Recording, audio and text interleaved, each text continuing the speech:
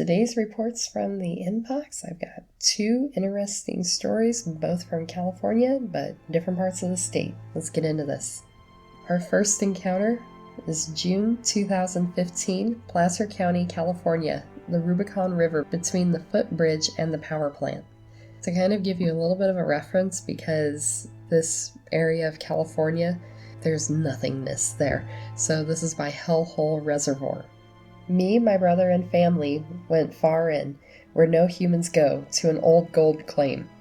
We spent 3 nights there. On the 3rd night, I awoke to my brother shooting at something across the river. It was 2 dark, shadowy figures who had human-like features. They walked upright and had long necks and long arms. You could see them turn their heads towards us as the bullets missed. It freaked my brother out.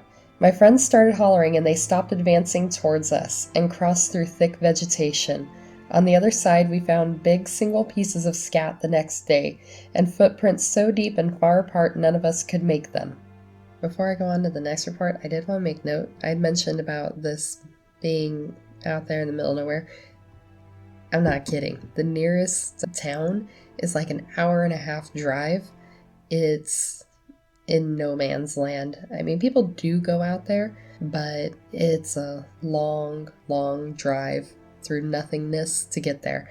It's very pretty, but chances of just having random people walking on the other side of the river from their campground is pretty slim to none. Plus, if somebody was shooting at you, you'd probably holler out. So just wanted to give that little bit of a note for the location that they're at, since I do know this area. And the other report for today comes from Inyo County, California, near Mirror Lake on the Mount Whitney Trail. Back in the 1960s, it was a little while ago. My dad, 2 brothers, and I were at Mirror Lake on the Mount Whitney Trail when my dad, while cooking dinner, threw the butt of a loaf of bread a few feet out of camp. While laying in our sleeping bags after a long day's hike, Dad, still cooking, said, "What is that? Kids, do you see what I see?" When we looked up, as far as you could frisbee a piece of bread was a 5-foot or so gorilla-looking animal eating that piece of bread, with that same stare a gorilla at the zoo would give you. You know, the one that says, "If I was outside of this cage, I'd rip you apart" look. My brothers and I stood up, which made it turn and walk away quickly. We chased it into a huge rock slide, with my dad yelling all the while for us to come back, and started to throw rocks into the huge crevasse it ran into. We even threw an old whiskey bottle we found in the crevasse until Dad came and had us come back to camp.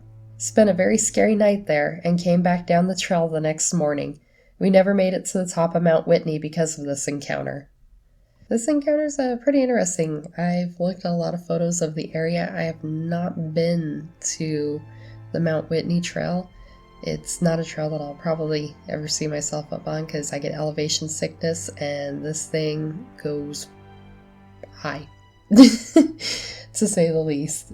So I have looked at photos though, and yeah, chasing it into a rock slide, that sounds like what would probably happen if you were to chase something there. It's granite, broken up rocks and everything from what it looks like.